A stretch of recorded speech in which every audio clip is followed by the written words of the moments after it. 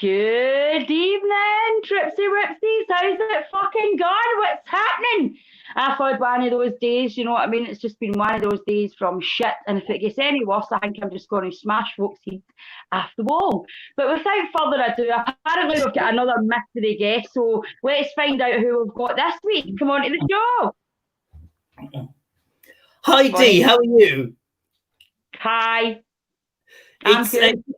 It's Dee. I'm gonna cut straight to the point on this one. It's Michael McIntyre. I absolutely no. The reason I'm calling is because I absolutely love you on that show that you do called "What Gets My Goat," where everybody goes off on rants. But what I love is your Glaswegian way of literally not giving a shit and just completely going off on one and making it absolutely amazing. So I've got a segment in my new show, which what I want you to do is I want to basically have you as a plant. And what I don't mean a plant as in a sort of, you know, a plant. I mean a plant as in a person walking through a shopping centre.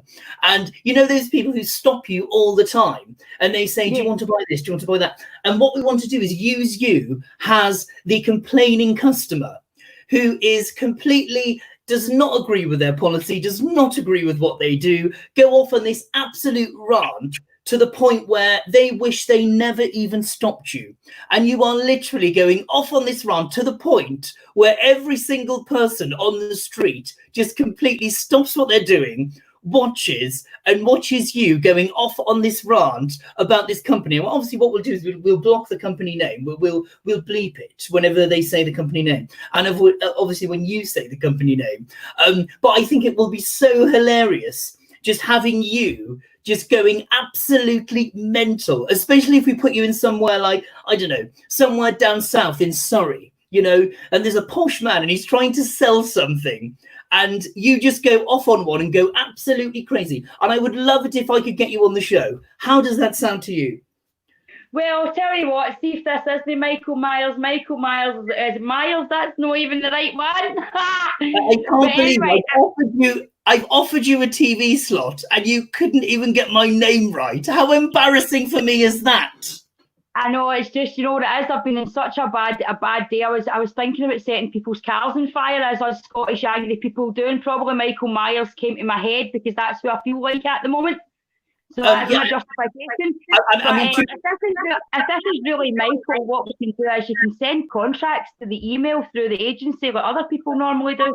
Well, absolutely. What I'll do, that's the reason I decided to call you, because I mean, as long as you're not setting fire to cars, that's not what we want, because then we will obviously be viable for that. However, I do think it would be so amazing just having you in the middle of the street in such a middle-class environment, just letting these people have it. I think it would be so hilarious.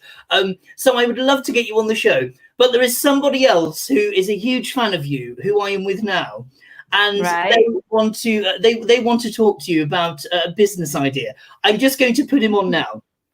Okay. Hello, dear, it's Donald Trump. Hey, I don't even care if it's a kid. I'm not speaking to that bambot. Do you know, Dee, let me speak, because I think you're a fantastic person, really, really great person. You know,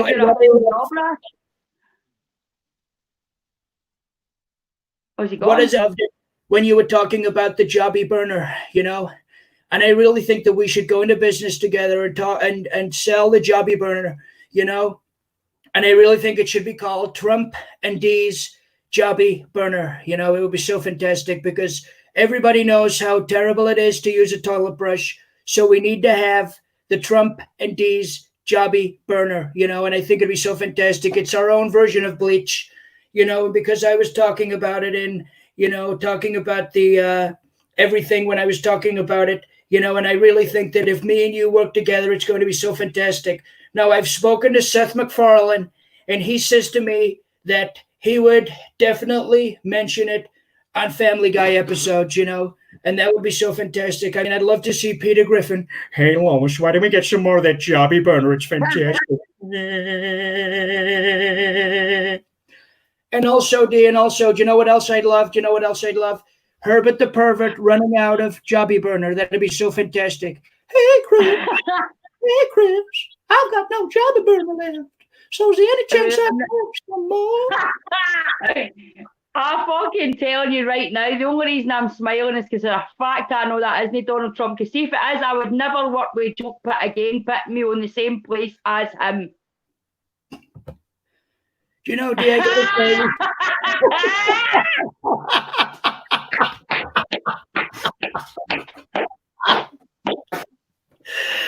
I can't believe I draw the line at Donald Trump, mate. Working with him, that's just too fucking bad. That's why I knew I had to reveal myself today, because I thought what I'll do is I'll piss her off a little bit and do Donald Trump. Do you know what I mean? And then she knows that it's a joke, because otherwise there'd be fucking hell to pay. Brilliant, mate. But you know that way, see, imagine if we'd done that a week ago and it had been Donald Trump first. Could you imagine the things I'd have said? I'd have probably had my bag over there. They would definitely. I'd need a safety bunker. But you know, I think for a while we were getting people with Billy for a wee bit. You know, it was great. I loved people's comments, having a wee argument. Fuck off, that's not Billy Connolly, you know. But you know what, mate? It shows your impressionist, because there was a lot of Glasgow people that were arguing that it was Billy Connolly. Well, do you know, if I can do Billy for the Glaswegians and the like that, you know, I'm hopefully doing a good job, because I've done a gig at the City Halls, and the guy before I went on, he basically said to me, "By the way, pal, right, if the Glaswegians didn't like you, you'll fucking know about it, right?" And I'm like, fucking, thank fuck they did like me, because otherwise. That's a true story. Yeah, it is a true story. And the thing is, as well, it's just the beauty of people from Glasgow, because they just fucking speak this. They speak as they find, and that's what you want in people. Because I can't stand pretentiousness. You know what I mean? And when you've got people who don't give a shit, whether you like that opinion or not, you're gonna fucking get it anyway. You know what I mean? Exactly. But you were nearly, I was like Donald Trump, I'm like, right, hold the fucking bus. I mean, I can deal with even Boris Johnson before I can fucking deal with that tit. If I'm honest with you, I was actually going to do a bit of Boris as well. And I didn't want to make you go even more fucking mental. So I decided not to. Oh, Danny, it was amazing. I fucking thoroughly enjoyed it, definitely. But guys, this is Danny, the wonderful impressionist. If you haven't seen him, where the fuck have you been? Do you know what I mean? I know we're all sitting on the fence, sitting in our houses, but Danny's got online stuff, and also since he managed to pull the wool over these eyes, I'm sure he can do any cunt else. So, you know what I mean? Get it sorted. Well, doing a wee bit of Kevin last time as well, doing a wee bit of Kevin Bridges. What I love about Kevin is he pauses after every fourth word. And what I also love is the fact that he does that wee smile when he's just fucking nailed a joke.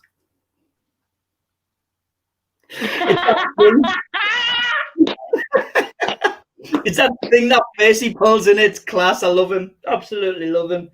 So he does the wee shoulder hang when he's like just said something about his mum, and he's like, "That's right, my wee mum. Aye, fuck it. I'll repeat myself. I'll repeat the word mum quite a lot. Aye, that's great. Do that wee thing as I'm talking like that. You know what I mean? It's fucking brilliant." Amazing impression, spot on. Amazing Billy impression, spot on. There was a wee bit. They were good, man. I thoroughly enjoyed it. It was great fun. As I was winding you up, you know what I was going to say? Do you know why I'm playing for this? Carol fucking Baskin. So.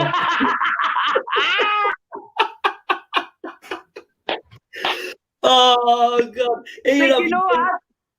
My niece's saying was amazing, to be honest. Know what I mean? Oh, so thank you so much.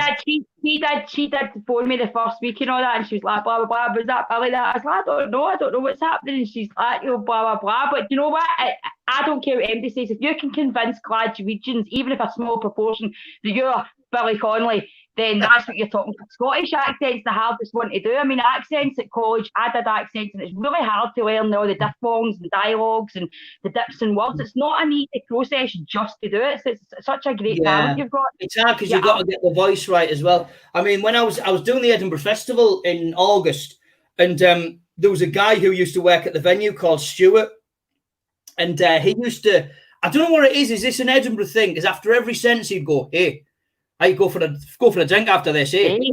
Is that an Edinburgh thing? Hey. Yeah, brilliant, did it? And you say like a lot. No, I mean, they sing. What if I can do? They sing their words. Going up to there in Edinburgh's. Abdi's looking at you. Yeah, brilliant. You still hear me? Just about, you breaking up. You were doing a wee impression of Norman. I know it's. I don't know if it's this thing. Oh, you were breaking up there. Actually, funnily enough, talking to Billy, I've got. Brilliant.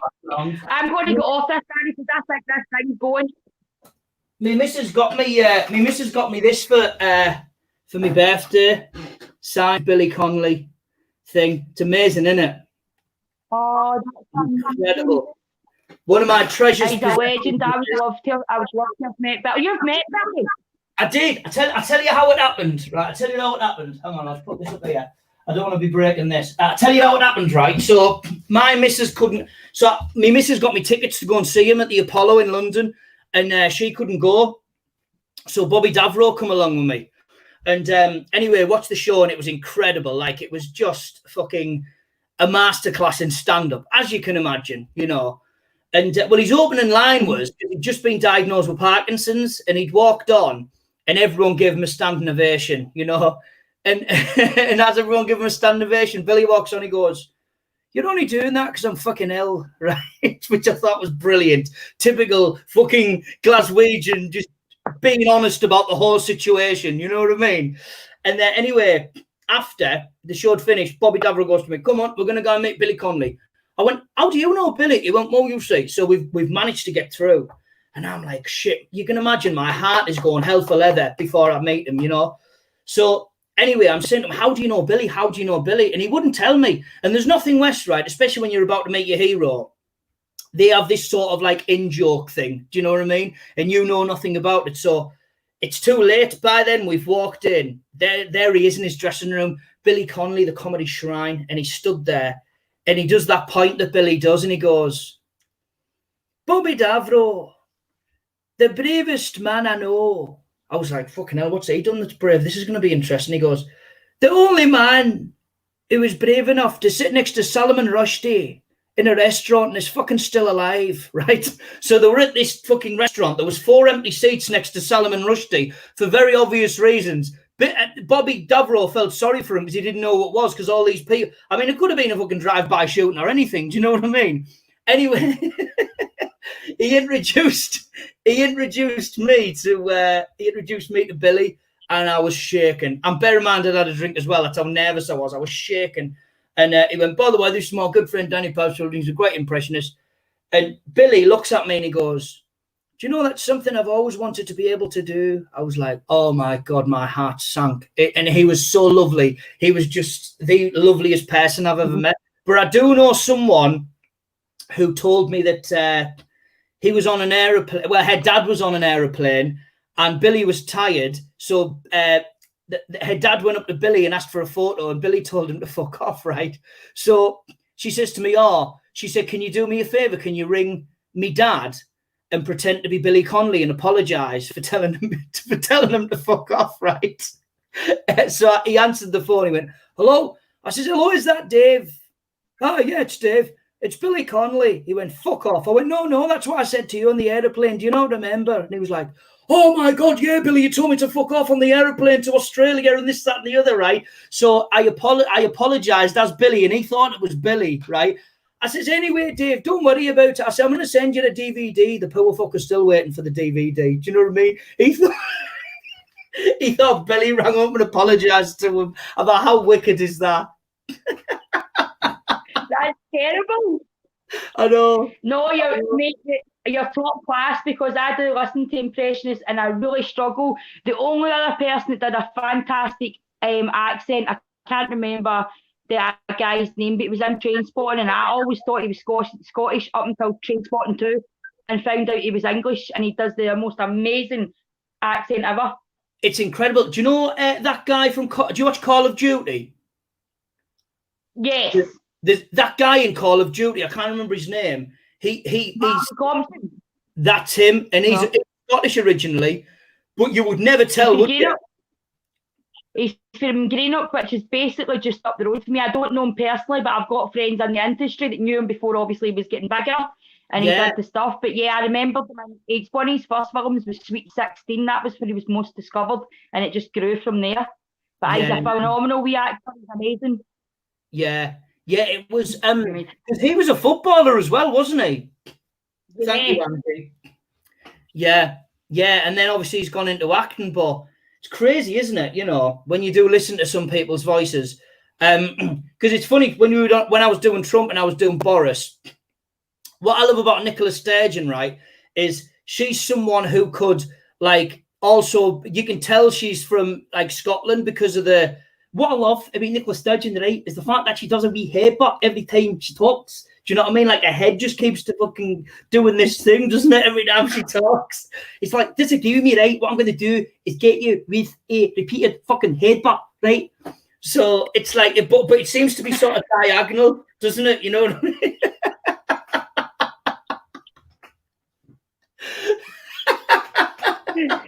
Nicholas Sturgeon's sister follows me, so she's probably correct. Oh no! Well, I'm in the shit now. Do you know what I mean? Like, it's me thinking, I've been widening D up here. Do you know what I mean? And now Nicola Sturgeon's sister follows you. Nicholas probably comes in and kick your Judah. Yeah, she's going to tell her sister to come back to Hartlepool and give me a repeated headbutt every time I do an impression of her, right? So. He's literally 20 minutes from me in Irvine, and a lot of folk blame the Glasgow for being the hard crazy nuts, but it's actually Ayrshire that holds all the mental people, and people just think they're from Glasgow. And Nicola's from Irvine, which is Ayrshire. I love that. It's Ayrshire that holds all the mental people. I mean, what a way to put it. You know what I mean? Like, I love I mean, can you imagine? Like, I can just imagine you there with all these scientists. Do you know what I mean? And so we're going to go to Dee Maxwell now, and she's going to explain the medical condition of some people from Ayrshire.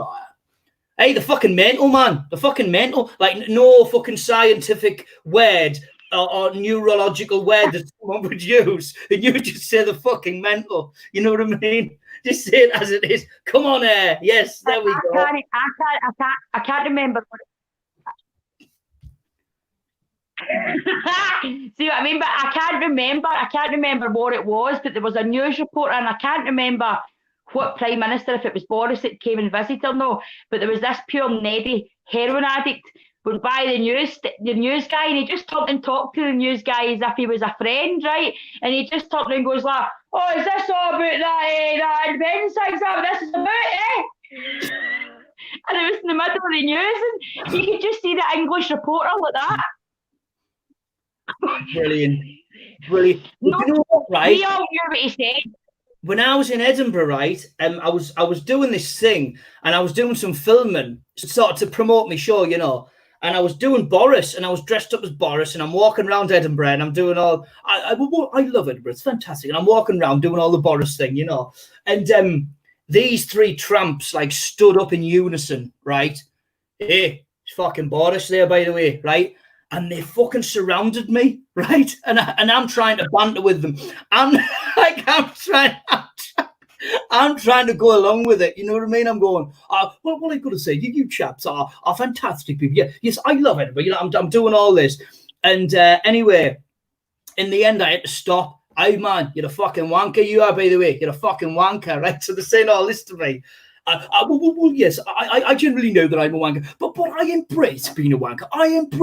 So I'm doing all the self-deprecational stuff, right? As Boris, hey, you're a fucking wanker, and they're getting closer to me. They're getting closer. In the end, right, you can imagine it's in the fucking Royal Mile in Edinburgh. It's fucking packed. I've had to take my wig off and go, lads, it's a character. I'm not really fucking Boris. Do you know what I mean? They were like, well, you're a fucking wanker for dressing up as Boris. I thought, oh, for fuck's sake. I couldn't win. I couldn't win. I was going to say that's exactly what they would have done. you're a man. No, it's great. It was absolutely awesome. Brilliant.